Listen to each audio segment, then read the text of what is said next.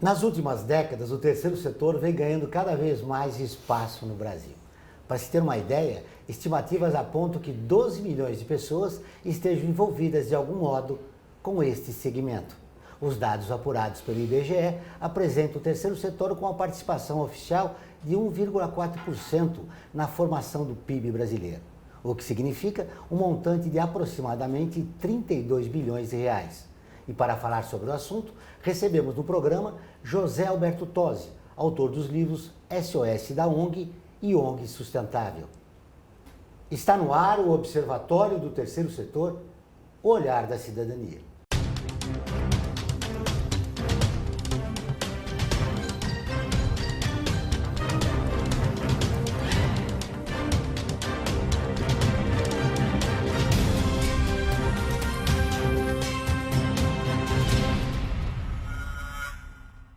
O Observatório do Terceiro Setor mostra pessoas que trabalham para a melhoria da sociedade, além de divulgar e interagir de forma comprometida com as organizações de interesse social.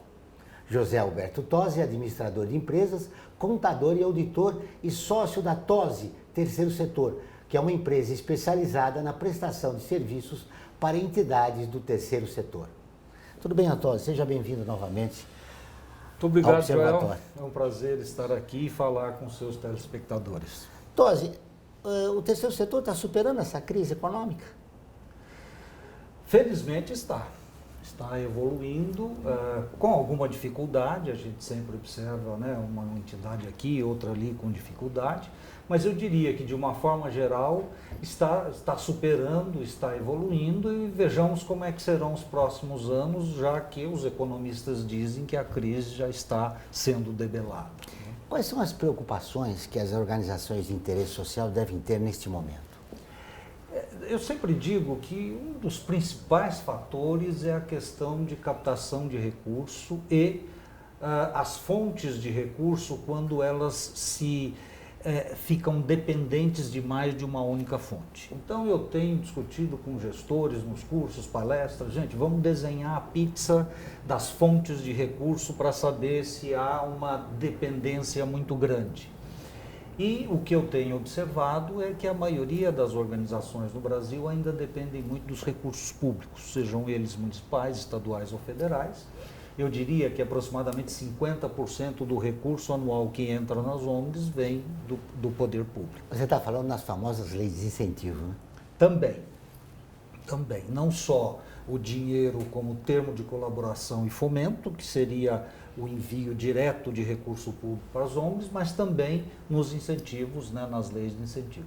As organizações do terceiro setor, elas têm aproveitado bem esta maneira, esse recurso, que é importante para a sobrevivência dos projetos? Olha, há quem diga que não, que tem recursos mais do que suficiente e as organizações não estão preparadas.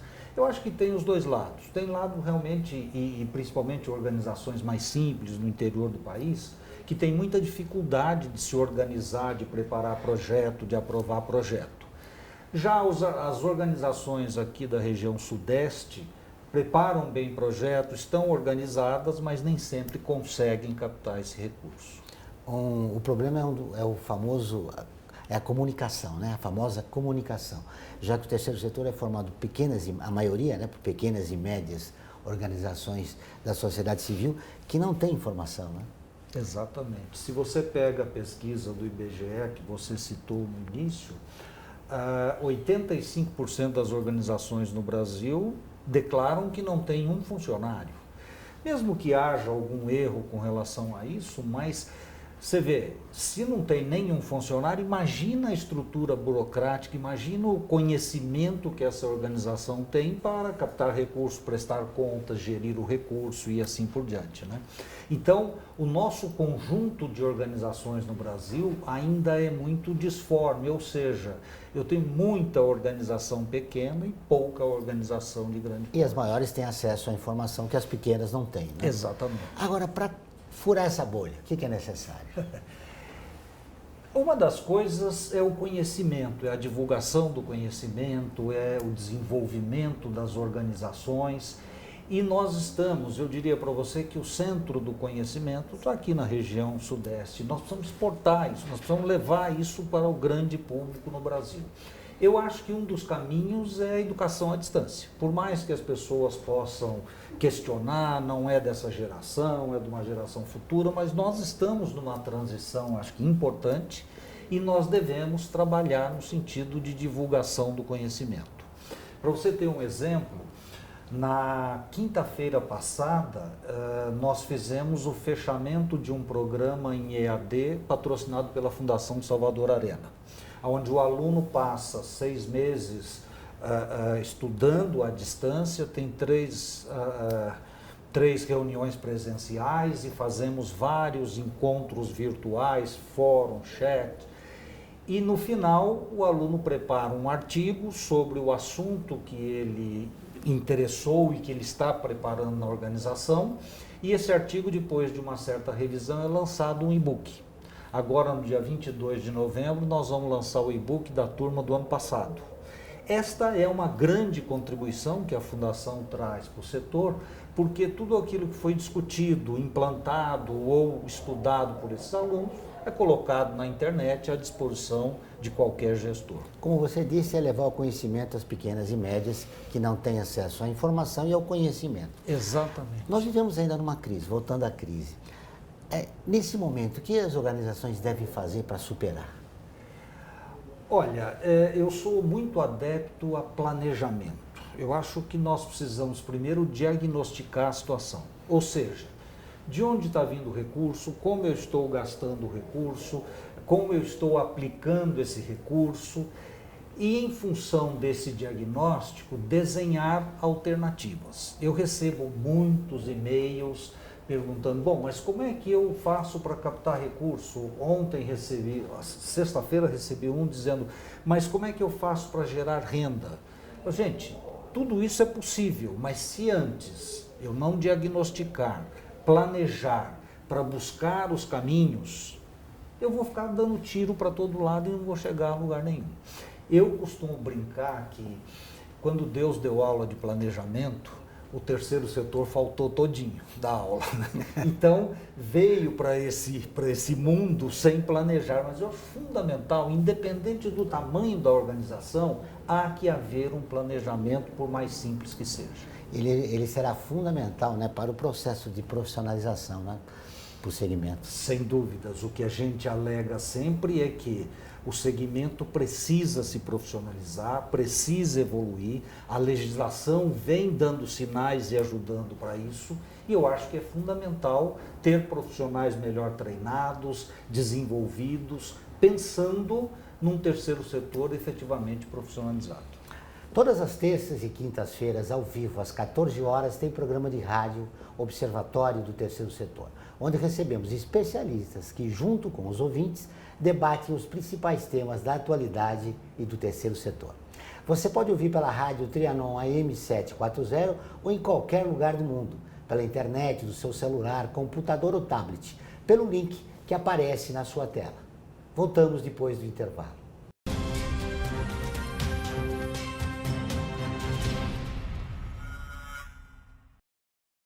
A FIA é muito mais que uma escola de negócios. É graduação, pós-graduação, MBA, mestrado e consultoria para empresas. Isso faz diferença. Conheça a FIA. Olá, eu sou Laura Gelbert, da ONU News. Notícias das Nações Unidas e do mundo você acompanha na página e nos programas do Observatório do Terceiro Setor, parceiro da ONU News. E para acompanhar diretamente a ONU News em português, acesse nossa página e redes sociais. Até lá!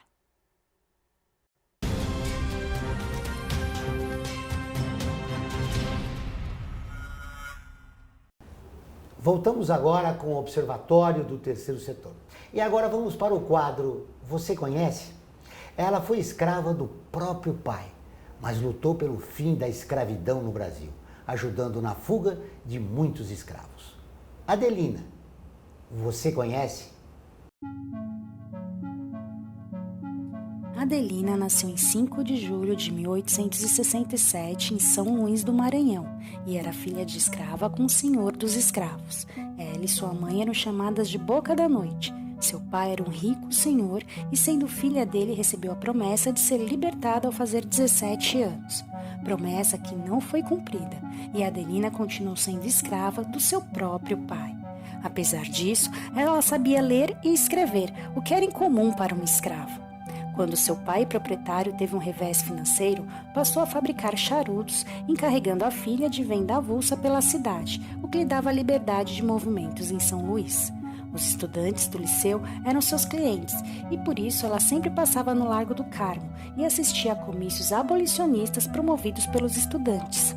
A partir daí, ela passou a ser uma frequentadora assídua de manifestações em prol da abolição da escravatura.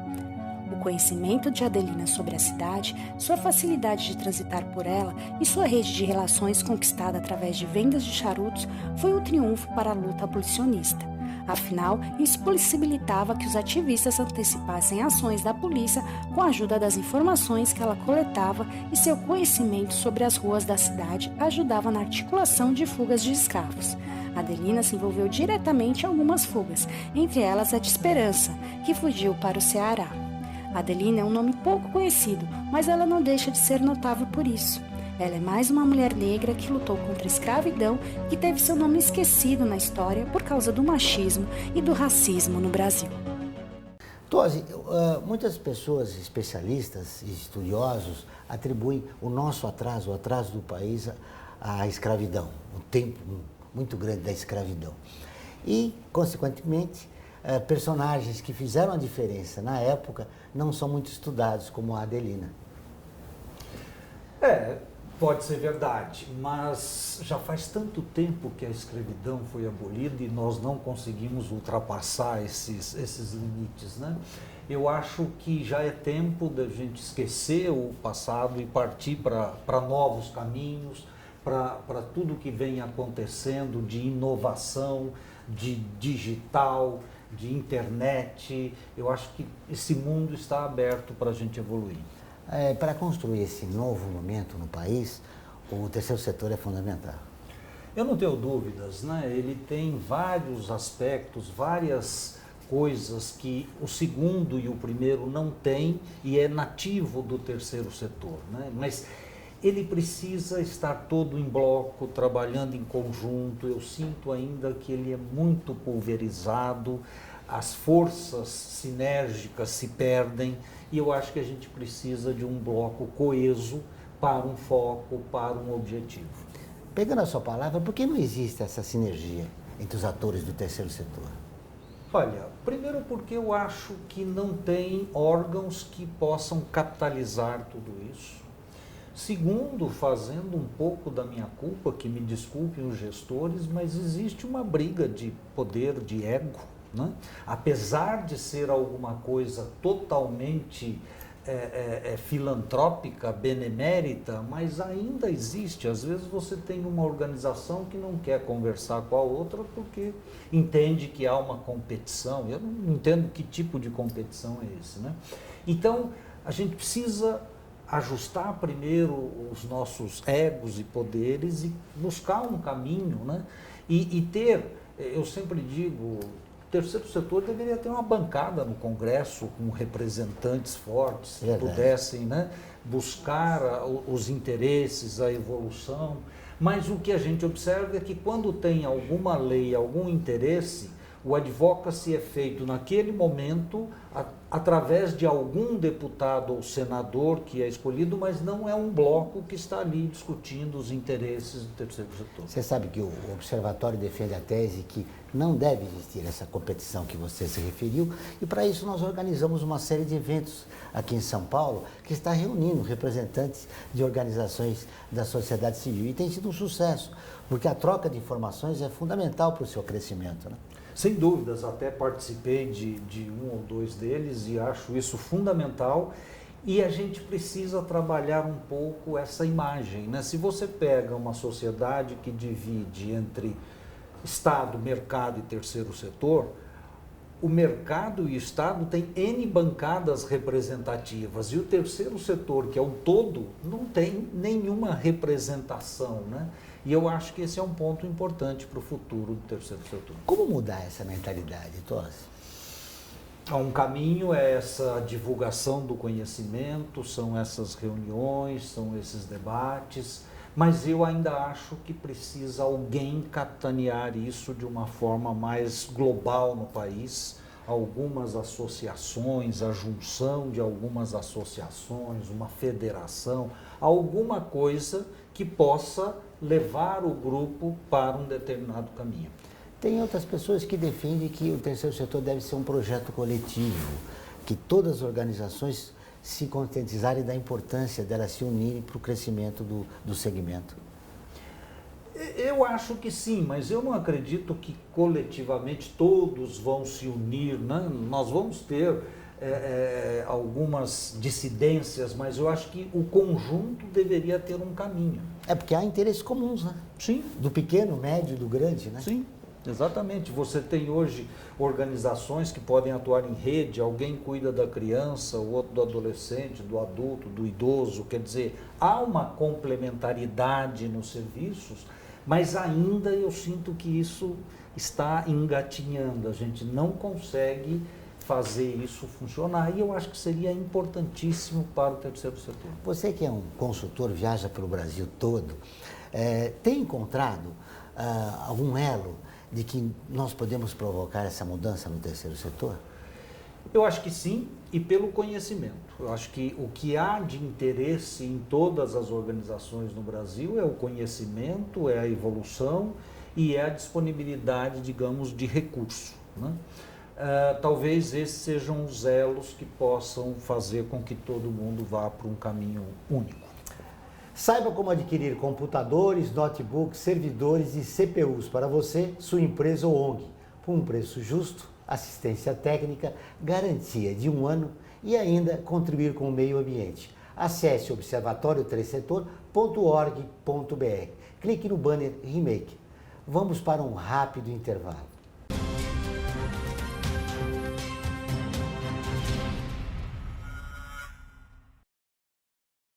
A FUNASP colabora com a USP nas relações entre fundações por meio de fóruns, simpósios, seminários, pesquisas e intercâmbio de informações, além do seu investimento na área social. Para melhores informações, entre no nosso site www.funasp.org.br. FUNASP, um marco entre o universo acadêmico e a sociedade.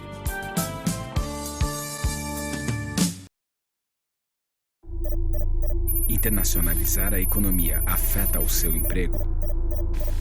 Para onde vai o Brasil? Ter opinião sem análise é só repetição. Repetição, repetição, repetição, repetição, repetição, repetição, repetição, repetição. Informação é importante. Análise é fundamental. Le Monde Diplomatique Brasil. Independente e crítico.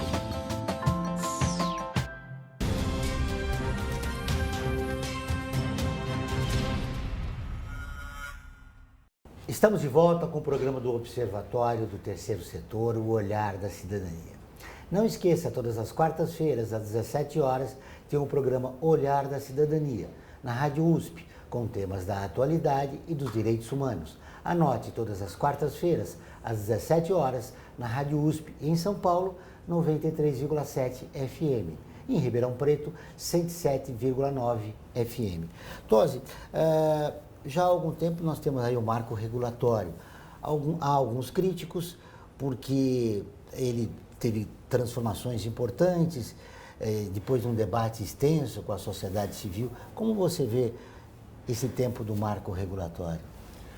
Olha, eu também fui um crítico pelo tempo em que foi dado para que as organizações, principalmente as menores, de pequenos municípios, se adaptassem e no mesmo tempo que as grandes capitais, principalmente São Paulo. Mas eu vejo, andando pelo Brasil, que está havendo uma certa evolução na implantação do marco regulatório, ainda com muita dificuldade, principalmente nos municípios menores no interior do Brasil, mas acho que é um processo que isso, mais dia, menos dia, nós vamos dizer que está praticamente completo. Mas eu acho que ainda tem um tempo, os tribunais de contas também estão se adaptando, se posicionando.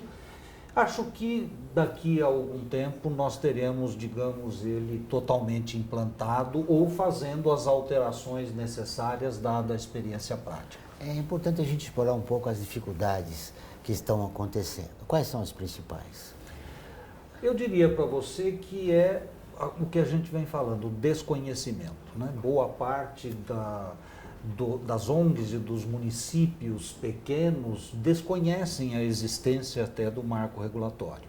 E é uma questão importante porque quem tem a caneta na mão para decidir é o secretário, é a estrutura política do município, e se ele desconhece, fica difícil para a organização fazer alguma coisa. Então, um dos primeiros fatores é o desconhecimento, o que isso rapidamente vai ser resolvido, mas a estrutura da organização, o processo de gestão, a prestação de contas, são outros fatores que também dificultam um pouco tanto o poder público como as organizações. Outra preocupação do marco regulatório é em relação à transparência e melhorar a imagem do terceiro setor junto à opinião pública.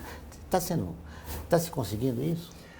Olha, ainda não completamente como prevê a lei. Nós temos duas leis básicas que definem essa questão de transparência no terceiro setor. A primeira, a própria Lei 13.019, que estabelece como isso deve ser divulgado e apresentado. E a segunda é a Lei Geral da Informação, que é do poder público, mas quando a organização usa recurso público, ela tem que seguir essa lei.